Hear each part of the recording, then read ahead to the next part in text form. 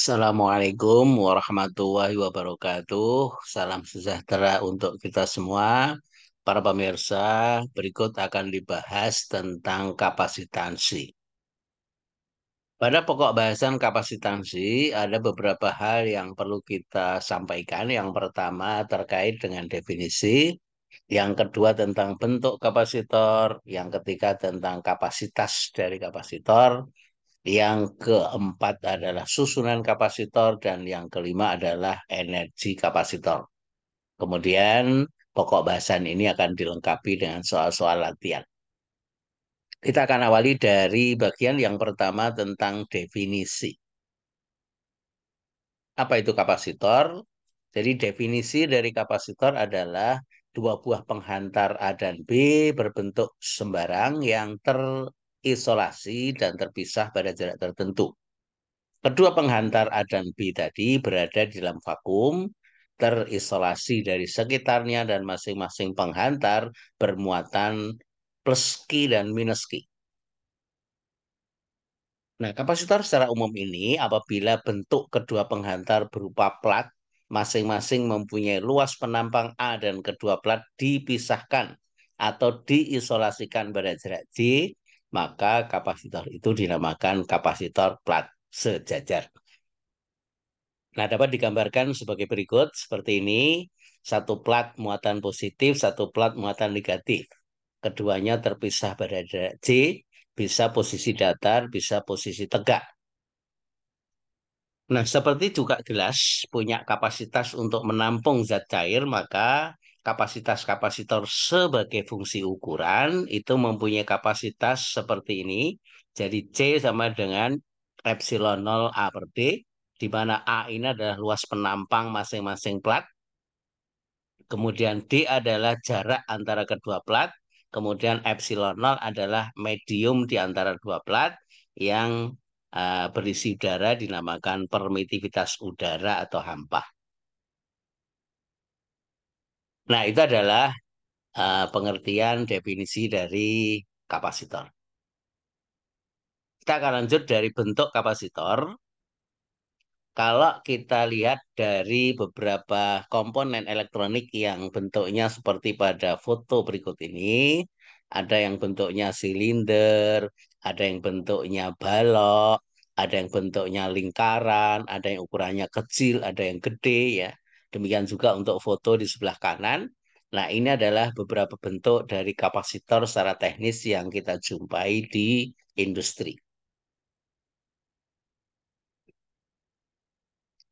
Tadi telah disinggung bahwa kapasitor itu memiliki kapasitas dari kapasitor. Jadi yang pertama, kalau kapasitor itu hanya berisi udara atau hampa di antara dua plat, maka dinamakan kapasitor udara atau hampa. Sedangkan kalau di antara dua keping atau dua plat diisi bahan dielektrik, dinamakan kapasitor dielektrik. Kita akan lihat. Nah, ini adalah gambaran dari kapasitor keping sejajar. Kemudian dari kapasitor keping sejajar ini dihubungkan dengan baterai atau sumber tegangan, maka masing-masing plat ini akan terisi muatan.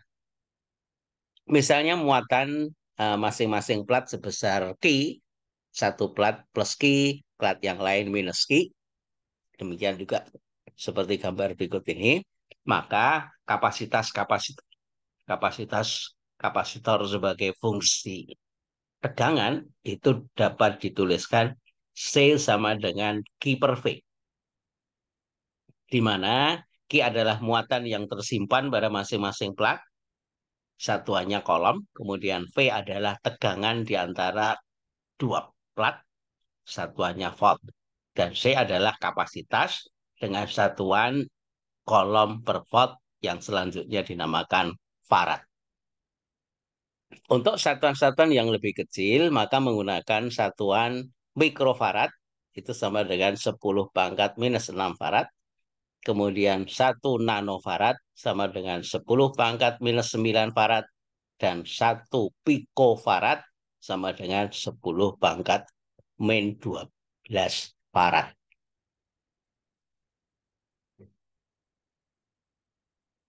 Kita lihat kapasitor kalau di antara kedua plat hanya berisi udara atau hampa saja. Nah, seperti gambar berikut ini, para pemirsa, maka kapasitasnya sama dengan epsilon 0 kali A per D. Nah, A ini adalah luas penampang, satuannya adalah meter kuadrat, di jarak antara dua plat, Q muatan yang tersimpan pada masing-masing plat, maka kapasitas kapasitor dinyatakan dalam satuan farad. Jadi C0 sama dengan epsilon 0 kali A per D. Nah, itu adalah kapasitor kalau berisi udara atau hampa, sedangkan nilai dari epsilon 0 atau permitivitas hampa atau udara yaitu sebesar 8,85 kali 10 pangkat min 12 kolom kuadrat per Newton meter kuadrat.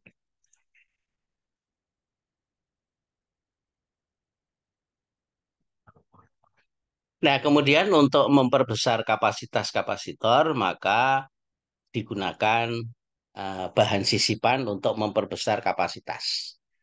Nah, jadi jika kapasitor disisipi bahan, maka setelah diisi bahan dielektrik di antara kedua plat, maka kapasitasnya menjadi C sama dengan K kali C0 atau K kali epsilon 0 kali A per D atau epsilon kali A per D.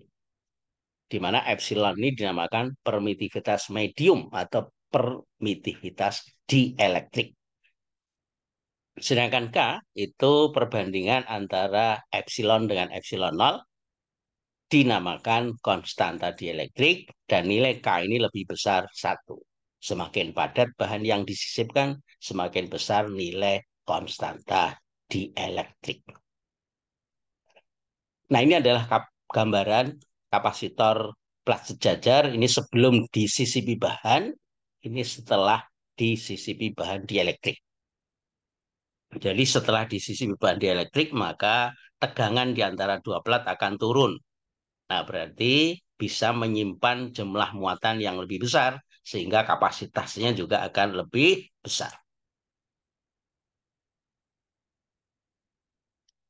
Nah, berikut akan dilengkapi dengan contoh yang terkait dengan kapasitas kapasitor ini. Kita lihat para pemirsa.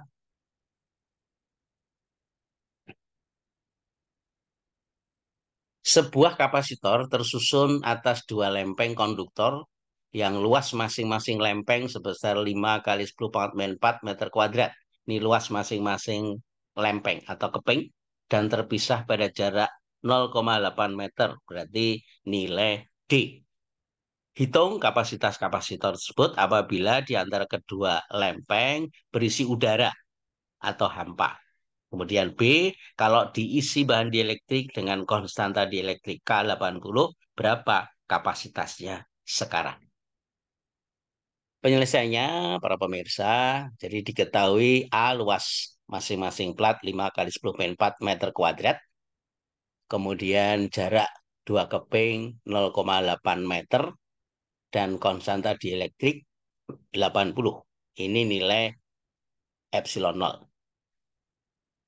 Jadi pada saat di antara dua keping hanya berisi udara atau hampa, maka nilai kapasitasnya C0 sama dengan epsilon 0 kali A per D. Kalau kita masukkan nilai-nilainya, ini epsilon 0, ini A-nya, ini D-nya, maka akan diperoleh nilai 5,53 kali 10 pangkat 16 farad. Itu adalah kapasitas kapasitor yang berisi udara atau hampa.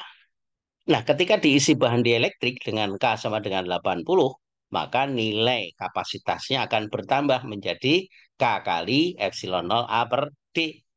Epsilon 0 A per D sudah dihitung sebelumnya, atau kita masukkan nilai-nilai ini kembali, kemudian dikalikan dengan K, konstanta dielektrik 80, akan diperoleh 4,43 kali 10 pangkat 16 farad. Kesimpulannya, kalau diisi bahan dielektrik, maka kapasitasnya akan bertambah besar. Demikian bahasan dari kapasitor untuk bagian yang pertama. Untuk kelengkapan selanjutnya nanti akan kita bahas pada bagian yang kedua, yaitu akan membahas tentang susunan kapasitor, kemudian energi kapasitor, dan beberapa contoh soal. Demikian, terima kasih atas perhatiannya. Mudah-mudahan bisa difahami. Assalamualaikum warahmatullahi wabarakatuh.